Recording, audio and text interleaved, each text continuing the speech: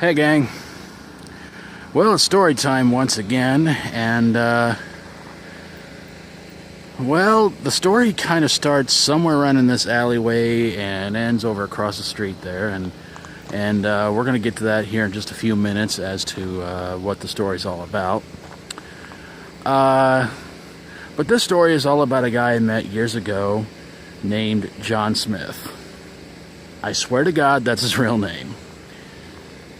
When I met him, I instantly just didn't like him. The first things that came out of his mouth was, well, I'm from California, and I used to race cars. I used to do street racing like they did in the Fast and Furious, which honestly I couldn't care less about that because I never really cared for the Fast and Furious movies anyway. And he kept bragging and bragging and bragging more about himself, talking about how he used to fix cars for NASCAR, the Indianapolis 500, monster trucks, you name it. If it ran in a race of some sort, he fixed it. He worked on the car. And something else about John he loved to brag about was about his fighting style. In the way that he would always tell you that no matter what, any fight he ever got into, he never lost. So that's what kind of leads us to this little story right here. You see, one night, against my own better judgment, sanity, intelligence, whatever you want to call it, John and I were hanging out. And it was getting late, and I'm like, dude, I want to go home. He's like, yeah, I'm going to go home too. So we come down this alleyway. All of a sudden, this little pickup truck drives down this way. Had 3 guys in it. So of course they do the thing, they swerve over to make like they're gonna hit us, but they don't. Haha, yeah. Been there, done that, went through it, could buy the t-shirt and couldn't care less about that either. So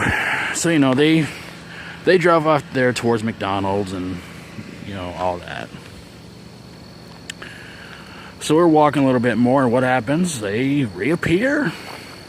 They drive back by this way again. They throw a skull can at us. They missed us. And as they're, again, driving down that way, John decides to be a smart aleck and go, "Nah, you missed me." Well, they start taking off around that way. And John decides to do, I guess, the dumb thing in running. He says, "I'll meet you back at the house." And I'm like, why are you running?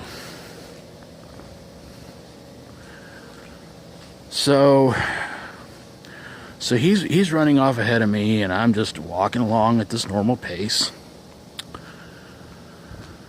And then all of a sudden, the truck shows up right there, takes off, and catches John down there by that ATM.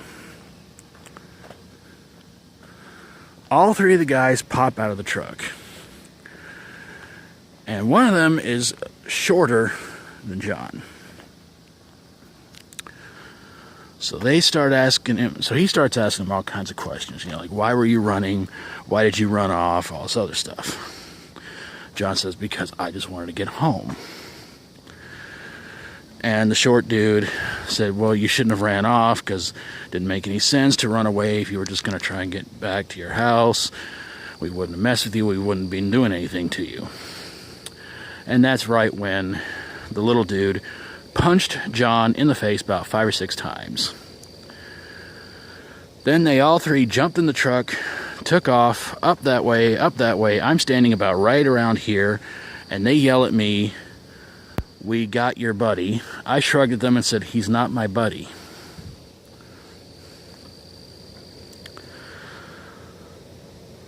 So then John, as soon as they're good and out of sight, he starts walking up this way. He walks past me, and he tells me he's going to go call the cops at Jam Mart. Got tears rolling out of his eyes. His face is all swelled up. And I'm like, well, good luck with that. And he doesn't ask me to go along to be a witness. He tells me to go along to be a witness. I said, no thanks, man. I'm heading home. And I headed home. And I stayed up most of the night waiting for the cops to show up to ask me what happened. They never showed up. I waited the next day. They never showed up. So my thinking was, you know what? He called the cops, probably told them what happened, and they didn't care. Because the thing about John Smith is, gang, he wasn't very well liked in this town. A lot of people really didn't like him that much. Because he was a braggadocious idiot who just had to, if you sat there and said that you did something, he would have to say he did it but 100 times better. So, yeah. So where's John at now? I have no idea, and again, I couldn't care less. The thing I can tell you mostly about John's fighting skill is this. Well, one thing he bragged about the most was that when he was in California, he took on 40 guys, he beat them all with a chain wrapped around his fist. Yeah, I believe that. But his fighting style is really, he will try to grab you from behind when you're not looking and try to choke you out. Or if you beat him in a fight, he'll try to run you down with whatever vehicle he's in. That's his fighting style, folks. So, yeah. I got a good feeling that a lot of you out there have had your John Smiths in your life, but yeah. So I wanted to share this story with you guys of the bank beatdown or something like that. I'm not sure what I'm going to call this one, but yeah. Also, I got to throw this part in. John apparently had his own version of the story, which went that all three of those guys beat him down, and I stood back in the back like a coward, shaking like a leaf and all this other stuff. But the funny thing is, people come to me and say, what really happened? I told them what happened. They said, I believe you more than him. Because everybody knows I never liked him, and I more than likely never will. So there you guys have it.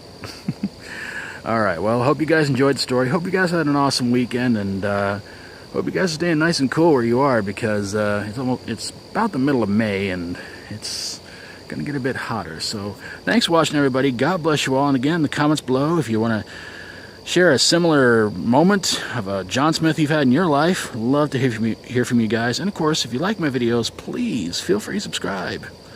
Thanks for watching. God bless you all. Take care of yourselves. See you guys next time. And as always, stay strong and rock on.